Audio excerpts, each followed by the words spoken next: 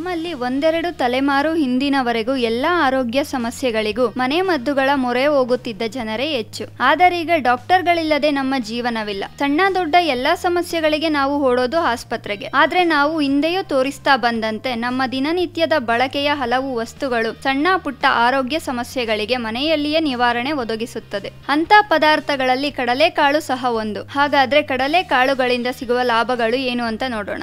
ಮೈ ಸೋಪನ್ನು ಉಪಯೋಗಿಸಿದರೆ ಕೆಲವರಿಗೆ ಅಲರ್ಜಿಯಾಗುತ್ತದೆ. ಅಂಥವರು ಕಡಲೆ ಹಿಟ್ಟನ್ನು ಹಚ್ಚಿಕೊಂಡು ಸ್ನಾನ ಮಾಡಿದರೆ ಯಾವ ತೊಂದರೆಯೂ ಆಗುವುದಿಲ್ಲ.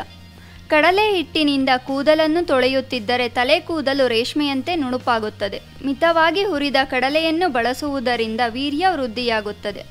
ಹೊಟ್ಟು ತೆಗೆದ ಹುರಿಗಡಲೆಯನ್ನು ಮೂಸಿ ನೋಡುವುದರಿಂದ ಕಫ ನಿವಾರಣೆಯಾಗುತ್ತದೆ.